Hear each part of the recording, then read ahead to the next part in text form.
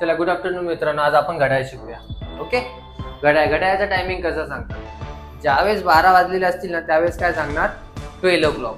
काय 12 o'clock. 12 वाजलेले असतील तर 12 o'clock. 1 वाजलेला असेल तर 1 o'clock. 2 वाजलेला असेल तर 2 o'clock. ज्यावेळेस करेक्ट टायमिंग झालेला असेल त्यावेळेस तो 1 o'clock 2 o'clock असं सांगायचा.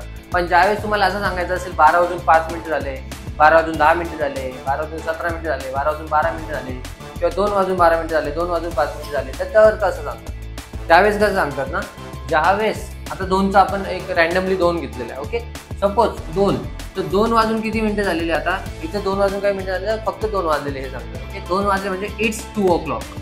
जर 2 वाजलेले असतील इट्स 2 o'clock, 3 वाजलेले असतील तर इट्स 3 o'clock. आता इथे काय सांगतात ना, 2 वाजून 5 मिनिटं झाले, 2 वाजून 5 मिनिटं झाले असतील तर काय सांगणार? It's 5 past 2. It's 5 past 2. Okay, कारण 2 वाजून 5 मिनिटं झाले, 5 आणि पास्ट मध्ये 2 गेलाय त्यामुळे 5 past 2. ओके, जर 2 वाजून 10 मिनिटं झाले असतील तर इट्स 10 past 2. 10 मिनिटं आणि पास्ट मध्ये 2 गेलाय. ओके, 10 मिनिटं आणि पास्ट मध्ये 2 गेलाय. 2 वाजून 7 मिनिटं झाली असतील तर 7 मिनिटं ना, मग 7 minutes आणि पास्ट मध्ये 2 गेलाय म्हणजे 7 minutes. It's 7 minutes past 2. Okay, जर 12 वाजून सॉरी इथे 2 वाजून सांगतात, जर 12 वाजून 5 मिनिटं झाले असतील तर 5 past 12. ओके, past 12 o'clock नाही, past 12. ओके, जर 12 वाजून 10 मिनिटं झाले असतील तर 10 past 12. हा 12चा झाला. जर 2 वाजेपासून सांगायचं असेल, 2 वाजून 7 मिनिटं झाले असतील तर 7 past 2. 2 वाजून 12 मिनिटं झालेले तर 12 past 2. 2 वाजून 15 मिनिटं झाले असतील तर 15 past 2. Okay, 15 past 2. पण 15ला आपण क्वार्टर पण म्हणतो, मग क्वार्टर past 2 म्हटलं तरी पण चालतं. जर 2 वाजून 20 मिनिटं झाले असतील तर 20 past 2. ओके, 25 मिनिटं झाले असतील तर 25 मिनिटं झाले ना, मग 25 past 2. Okay, 25 past 2 in the sense 25 past 2. Okay, it's 25 past 2.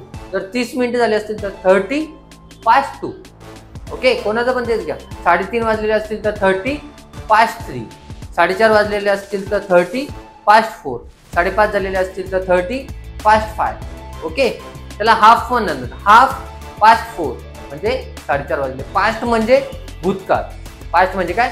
भूतकाळ. मग भूतकाळात गेली ना ती संख्या, जी काय डिजिट असेल, तो जो क्लॉकचा नंबर आहे तो भूतकाळात गेला. किती वाजले तर 4 वाजून 22 मिनिटं. मग 22 करंट आहे. 22 काय करंट आहे म्हणजे 22 मिनिट आणि पास्ट मध्ये गेलेलं 4 म्हणून 22 मिनिट past 4. क्लिअर? जर 30च्या पुढे गेले असेल ना तर रिमेनिंग मधले मिनिट सांगतात.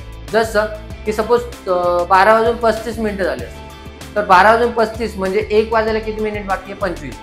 तर 25 to 1 म्हणतात. काय 25 to 1 म्हणजे 1 वाजायला 25 मिनिटं बाकी आहे. 1 वाजायला जर 5 मिनिटं बाकी असतील, जसं इथं सांगितलेलं आहे, 2 वाजून 50 मिनिटं झाले, 2 वाजून 50 मिनिटं झाले म्हणजे 10 मिनिटं बाकी आहेत ना 3 वाजायला.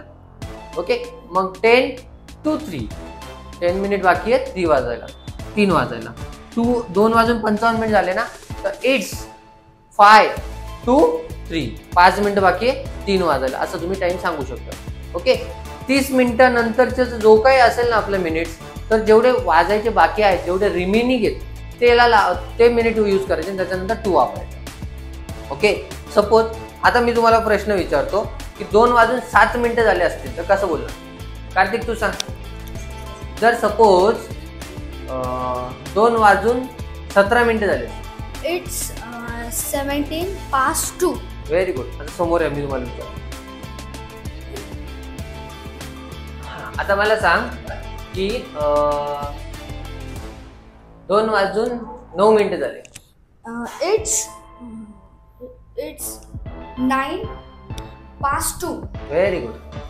रुणाल तू सांग.